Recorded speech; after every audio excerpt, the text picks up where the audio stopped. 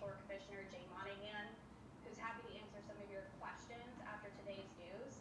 We're going to go right into questions, so if you guys can either use the raise the hand function or type in the chat for me, I'm going to get started.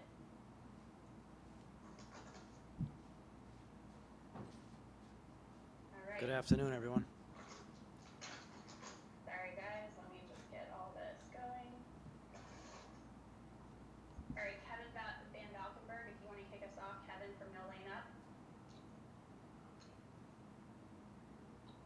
Kevin, you're on mute. Hi, Jay. Thanks for taking the first questions. Hey, Kevin. I'm curious, how quickly did this deal come together? How long have you been working on it? And obviously, with the tour structure, how much did you inform the policy board about what was going on before its announcement came out? Conversations have gone on really over the last 7 weeks. There were 4 in-person meetings and a number of video calls and phone conversations, but it was really over a 7-week time frame. And the direct answer to your question is, when you get into these conversations, and given the complexity of what we were dealing with, it's not uncommon that the circle of information is very tight. And so, in our case, we kept that information very tight. There were 2 prominent policy board members that sat side by side with me, our chairman, Ed Hurley, as well as Jimmy Dunn. And ultimately, we got to the point where we finalized everything last night and had a communications plan that we started first thing tomorrow. So I think I know where you're going with your question. And the fact of the matter is that this was a shock to a lot of people because we were not in a position to share or explain as we normally would. And that was really a result of the commitment we had made to maintaining confidentiality through the end. All right, next question. We're going to go to Mark Schlabach, ESPN. Mark? Hey, Jay, I just wanted to ask what the temperature was in the room at the players' meeting. There's been several players that have voiced concerns about how the thing went down. And also, you've made some pretty harsh statements about the source of Live Golf's funding in the past and now taking investment from the Public Investment Fund. I just wondered how you waited and why you Yep. take it. I think on the first one, I would describe the meeting as intense, certainly heated. This is a very complex, obviously it's been a very dynamic and a complex couple of years. And for players, I'm not surprised that, this is an awful lot to ask them to digest. And this is a significant change for us, in the direction that we were going down. But as I'm trying to explain, and I will continue to explain as we go forward, this ultimately is a decision that I think is in the best interest of all of the members of the PGA Tour. Puts us in a position position of control, allows us to partner with the PIF in a constructive and productive way, to have them invest with us, again, running the PGA Tour, having these 3 entities under one for-profit LLC. And in terms of how did we get to this point and how did we go from, a confrontation to now being partners, we just realized that we were better off together than we were fighting or apart. And by thinking about the game at large and eliminating a lot of the friction that's been out there and doing this in a way where we can move forward and grow the PGA Tour. And I'm excited about the changes that we're going to make coming into 2024, go through the process ultimately of evaluating LIV and figuring out the direction for team golf going forward. It put us in a position where, again, we're in control, we have an investor, and ultimately, for the game, we're moving forward constructively. And if you look at the values of the game, I think that's what the situation warranted. One quick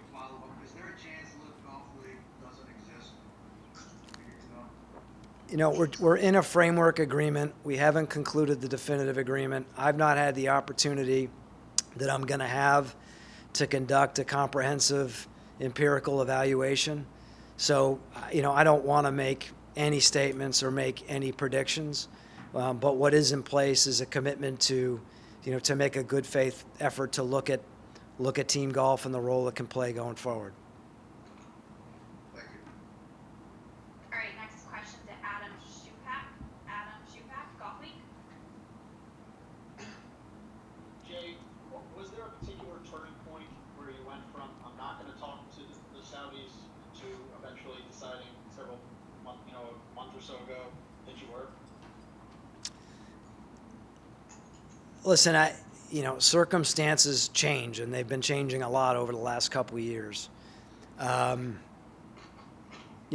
would say that there's been a lot of outreach through people and through intermediaries, but what changed was a very productive conversation that the chairman of our board and Jimmy Dunn had with Yasser and members of PIF, where we were able to have a discussion about how we work together to grow the game, how we work together to grow the PGA Tour, and to really get an understanding and start building some trust as we pursued that. So the first conversation that I was not a part of was the most important conversation because of the position I've been in and, you know, what we've been trying to do with our tour. I wanted to rely heavily on those two fine gentlemen to have that first conversation. But when they came back and said it was a positive conversation and that I should have a follow-up meeting, I think that's when, you know, things started to develop. And what led to you having a different position on the source of the money involvement before? You know, I think if you look at just the environment that we're in, and you know, the PIF was controlling LIV, and we were competing against LIV. I felt very good about the changes we've made and the position that we were in.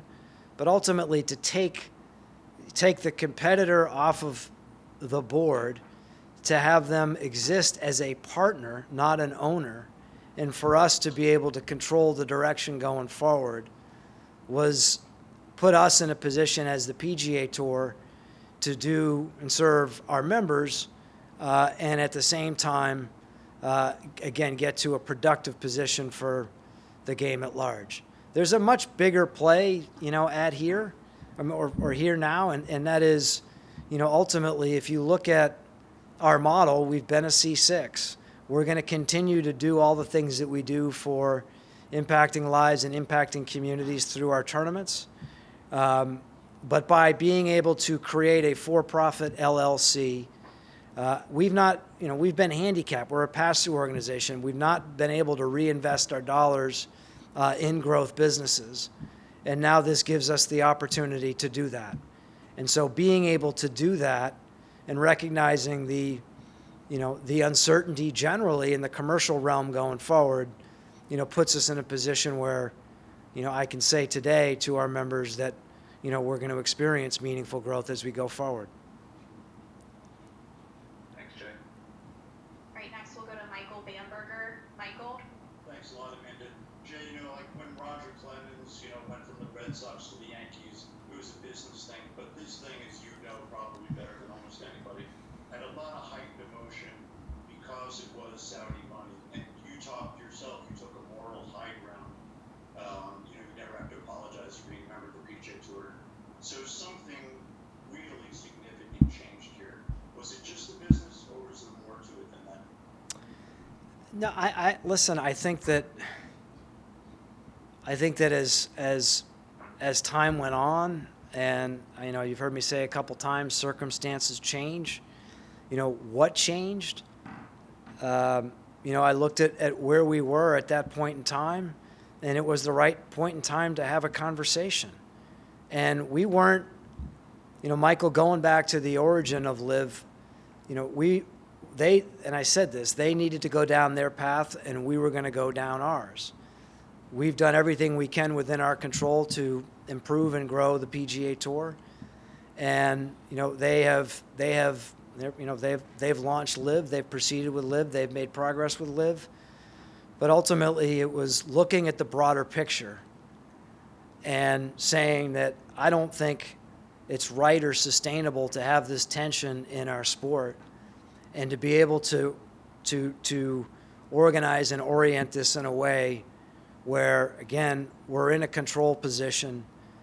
We have an investor, a great and world-class investor, and I recognize everything that I've said in the past and in my prior positions. I recognize that people are going to call me a hypocrite, and anytime I've said anything, I said it with the information I had at that moment, and I said it based on someone that's trying to compete for the PGA Tour and our players. And so I accept those criticisms, but circumstances do change, and I think that, in looking at the big picture and looking at it this way, that's what got us to this point. Thank you, Jay. Next question, Rex Hoggard. Rex?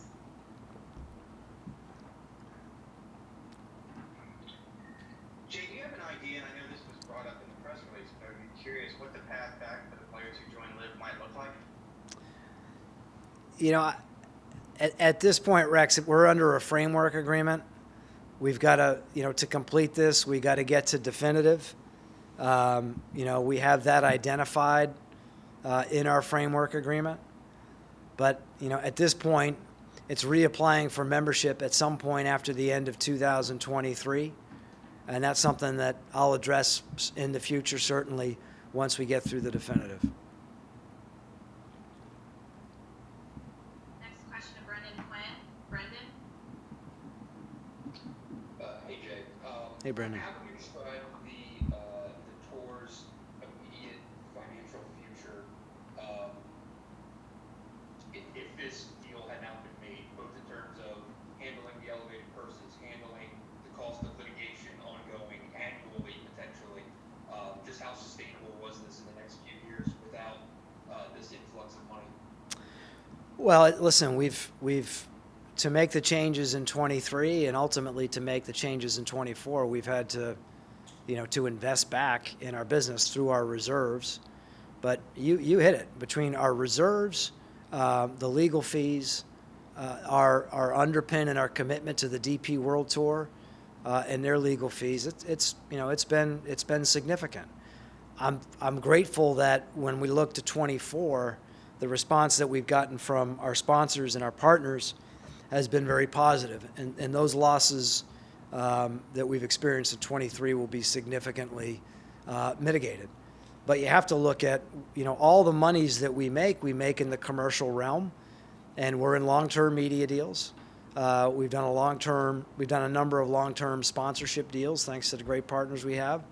But this puts us in a position where we've got capital that we can deploy to the benefit of our members and through our tournaments, and it gives us capital to deploy in growth businesses that ultimately will generate a return that we'll reinvest in our players. So hopefully that answers your question. Sorry, what? And I was going to say, and just if I could, a second one I had for you, if when a decision like this is made, including the addition of someone to a policy board and things like that, without the knowledge of the players, how can this still be considered a player-run organization? Because, Brennan, this is a framework agreement. The binding element is the drop of the litigation. And ultimately, everything that we've discussed in the framework agreement is subject to the approval of our policy board. So that includes any appointments, that includes any commitments that are in that framework agreement. And I think when we get into those discussions and explain, which I have a lot of work to do, the benefit to our players, to our members, the benefit to our business, I feel like that's something that we'll get to, and that's candidly coming back to my original comments, the important role that Ed and Jimmy have served. Thanks, Jay. Next question to Jamie Weir, Sky UK. Jamie, go ahead. Thank you. Good evening, Jay. Hello, Jamie. I've spoken, like a lot of people on this call, and to a few players this afternoon. They're pretty furious, to be honest, and I know you've just come from an Yeah. all-half meeting and you've experienced that yourself. They feel like they turned down eye-watering amounts of money out of loyalty to the PGA Tour, and they're now having to watch former colleagues of theirs who lined their pockets with eye-watering sums of money just get the saunter back as if nothing happened, and they're pretty angry about that. What was that like to have to look them in the eyeballs and explain that to them and empathize with their position? You know, it probably didn't seem this way to them. But as I look to our players, those players that have been loyal to the PGA Tour, I'm confident that the move that they've made the right decision. They've helped re-architect the future of the PGA Tour. They've moved us to a more pro-competitive model. We have significantly invested, as I just talked to Brendan about, in our business in 23. We're going to do so in 24. And as we finalize this process, I think any player that has stayed is going to realize that the money that they're going to make, the strength of this platform, all the things that we talk about, are going to put them in a really strong position. They're going to win. They're going to continue to grow, and we're in a control position on their behalf as we move forward in this structure. So it's, to answer your question, I get it, and I can't specifically talk about what the impact is today. I can't talk specifically about what it's going to be in the future until we've completed the definitive agreement. And when we get to that point in time, we will have gotten to that point in time because the case that we've made along that front is very clear. Just as a follow-up to that, can they be made whole for the money that they turned down, or can the players who left, who jumped ship, be sanctioned in any way that they have to hand back some of that signing on bonus? Listen, I think those are all the serious conversations that we're going to have. We're going to have them with our board, and ultimately everything needs to be considered.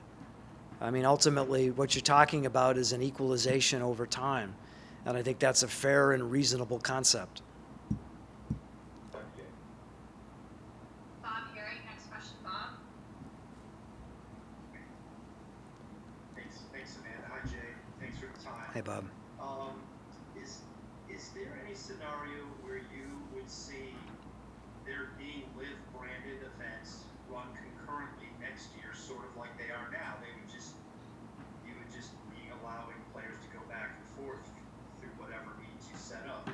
Is that possible, or is that completely, off the board now going forward? Listen, I can't see that scenario, but Bob, I haven't gotten into the full evaluation, full empirical evaluation of live that I'm going to do to be able to comment on that. But I don't see that scenario. No. To me, any scenarios that you're thinking about that bridge between the PGA Tour and live would be longer term in nature. And if I could just follow real quick, it appears that Tiger and Rory weren't aware, maybe until the last minute here today. Given how much those guys are out front on this, and working behind the scenes, and even with you, to get these new things put in place and to sort of fight back, I suppose. Is there any regret about that, or is there any, did you have any difficulty? And I know you mentioned earlier that this had to be very, had to be a close circle of people, but was there any pangs of not letting them in on this? Listen, again, what we've agreed to here is a framework agreement, and the binding elements are tied to the litigation, and a lot of these details we've got to work through. So if we had announced a definitive agreement this morning, and I was calling them in the morning, and I had made commitments on behalf of the PGA Tour and not had an opportunity to fully vet them with our policy board and with those two individuals and the larger group, then that would be a complete miss on my part, and I recognize that. But this was us reaching a framework agreement. We think it's the right agreement. Obviously, Tiger and Rory's perspective is one that I understand very well, and it was part of my thinking throughout these conversations, and it will be a part of my thinking going forward. And now that we're in a framework agreement, I look forward to talking to all of our players, including the two of them, to make certain that this comes off the right way. Thanks, I appreciate it, Jay. All right, folks, that is all the time we have this afternoon. Jay, thank you so much for your time. Media on the phone, there will be a transcript available. I will send to you at the conclusion. Thank you all and good evening. Thanks, everyone. Can you go grab my phone somewhere?